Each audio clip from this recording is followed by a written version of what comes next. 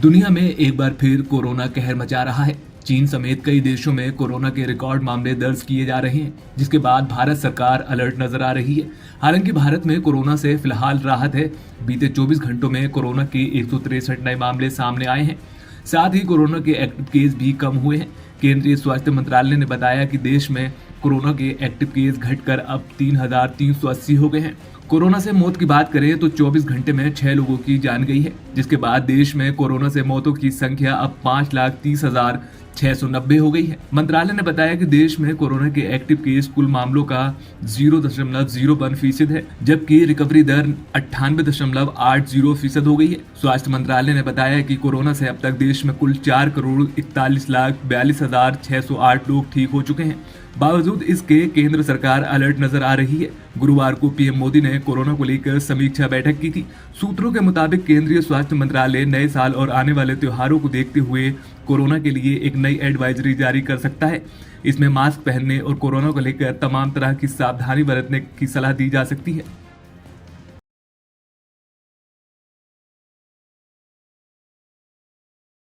उत्तर प्रदेश के अमरोहा में एक के बाद एक मर्डर से इलाके में हड़कंप मचा हुआ है।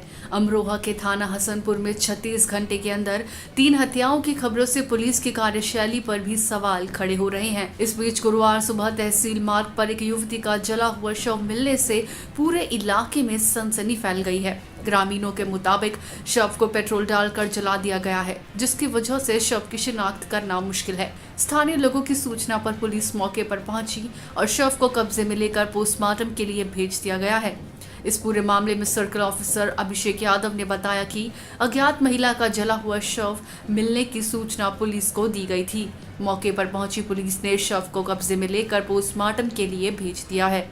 इस मामले की जाँच के लिए टीम गठित कर दी गई है।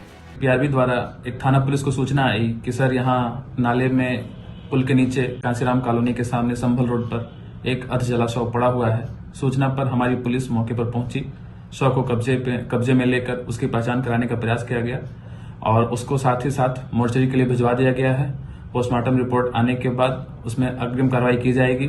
साथ ही साथ उसकी पहचान करवाने की कोशिश की जा रही है और घटना के खुलासे के लिए टीम का भी गठन कर दिया गया है। जल्द ही इसका खुलासा किया जाएगा।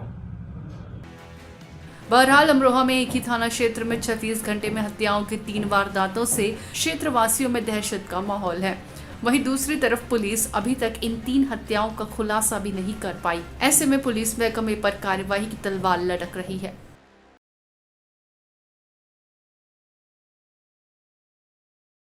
प्रधानमंत्री नरेंद्र मोदी पश्चिम बंगाल को नए साल का तोहफा देंगे। देश को 7वीं और पश्चिम बंगाल को पहली वंदे भारत एक्सप्रेस ट्रेन की सौगात इसी महीने मिल सकती है। पीएम मोदी 30 दिसंबर को हावड़ा से न्यू जलपाईगुड़ी तक चलने वाली वंदे भारत एक्सप्रेस ट्रेन को हरी झंडी दिखाएंगे। सूत्रों के मुताबिक पीएम मोदी हावड़ा स्टेशन से वर्चुअली जोका बीबीडी बाग मेट्रो कॉरिडोर के जोका तारा तालाब ब्लॉक का भी उद्घाटन कर सकते हैं। जानकारी के मुताबिक Howrah new Jalpaiguri Vande Bharat express train सुबह हावड़ा से रवाना होगी और दोपहर में न्यू जलपाईगुड़ी पहुंचेगी।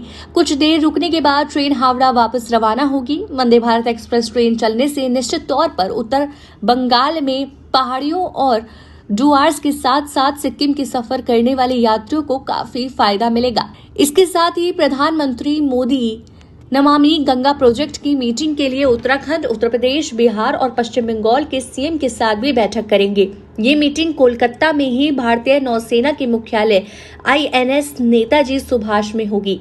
बैठक में गंगा, भागीरथी और हुगली नदी के किनारे सुविधाओं के अपग्रेडेशन की परियोजना पर चर्चा होगी।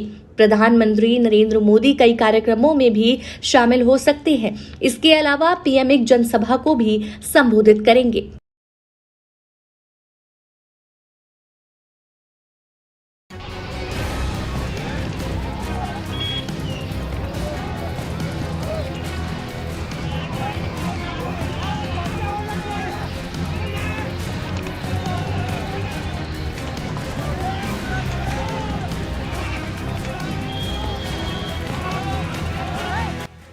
गुजरात के बड़ोदरा के भायली गांव में एक दलित युवक को दिन दिहाड़े सड़क पर बेरहमी से पीटने के 12 दिन बाद पुलिस ने मामला दर्ज किया है। कांग्रेस विधायक जिग्नेश मेवाड़ी ने गुरुवार को राज्य पुलिस से पूछताछ करते हुए वीडियो ट्वीट किया, जिसके बाद घटना ने लोगों का ध्यान खींचा। बड़ोदरा ग्रामीण एएसपी CN चौधरी ने मीडिया कर्मियों को बताया कि वीडियो कुछ दिन पहले वायरल हो रहा था। चौधरी ने प्रेस कॉन्फ्रेंस के दौरान कहा कि मामले में जांच जारी है। पुलिस के समझाने के बाद पीड़ित अल्पेश परमार ने बड़ोदरा तालुका पुलिस स्टेशन में 7 अज्ञात आरोपियों के खिलाफ शिकायत दर्ज कराई है। पुलिस के मुताबिक वायरल हो रहा वीडियो 11 दिसंबर का है।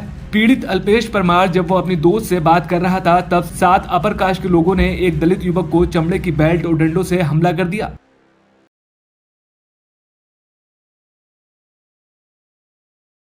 कई देशों में कोविड के बढ़ते ग्राफ के बीच केंद्रीय स्वास्थ्य मंत्रालय ने नागरिक उड्डयन मंत्रालय से ये सुनिश्चित करने के लिए कहा है कि विदेश से आने वाली 2% यात्राओं की रैंडम सैंपलिंग हो। दरअसल केंद्रीय स्वास्थ्य सचिव राजेश भूषण ने नागरिक उड्डयन सचिव राजीव बंसल को एक पत्र लिखा है और कहा है कि नागरिक उड्डयन मंत्रालय हवाई अड्डे के संचालकों और हवाई अड्डा स्वास्थ्य कार्यालयों के समन्वय से ये सुनिश्चित करेगा कि फ्लाइट में कुल यात्रियों के 2% उपवर्गों के आगमन पर रैंडम टेस्ट किया जाएगा। पत्र के माध्यम से उन्होंने ये भी कहा कि यात्रियों की पहचान एयरलाइन करेगी, फिर चाहे वो अलग अलग देशों के ही क्यों न हो।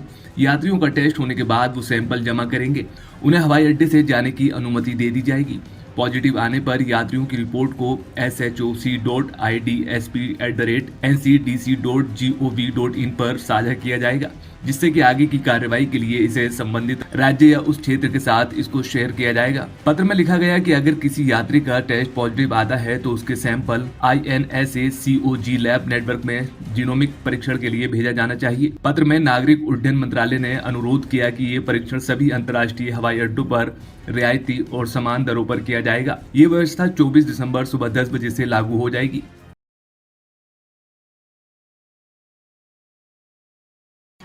शादी के सीजन में गेस्ट हाउस, बैंकेट हॉल जैसी तमाम जगहों पर आग लगने का सिलसिला थमने का नाम नहीं ले रहा है। ताजा मामला गाजियाबाद के साहिबाबाद इलाके से है, जहां अर्थला में बने 2 सेलिब्रेशन बैंकेट हॉल में आज सुबह भीषण आग लग गई।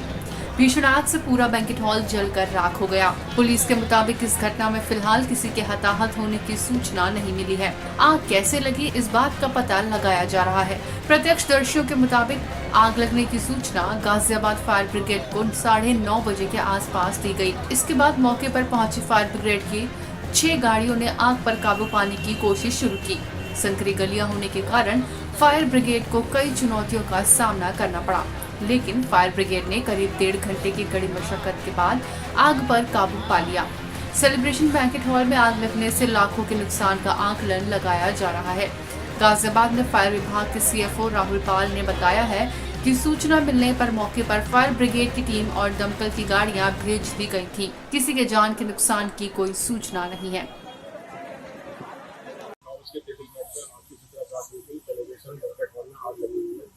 इसमें तत्काल रूप से 6 फायर टेंडर्स सभी फायर स्टेशन पर रवाना किए हैं और आपको दोनों को बुला दिया है। कोई जनहानि नहीं है।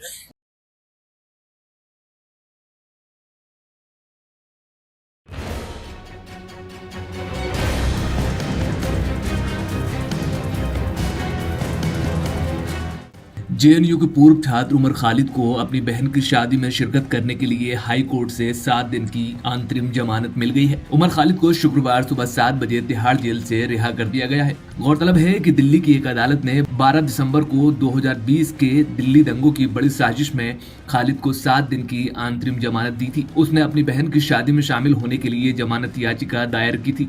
हालांकि खालिद ने 2 सप्ताह के लिए जमानत मांगी थी। जेल अधिकारियों के मुताबिक उसे 23 से 30 दिसंबर तक 1 सप्ताह के लिए जमानत दी गई है। साथ ही कोर्ट ने उमर खालिद को 30 दिसंबर को सरेंडर करने का निर्देश भी दिया है।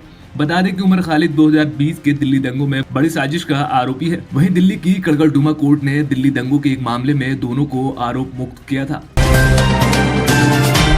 Subscribe now and press the bell icon. Never miss an update.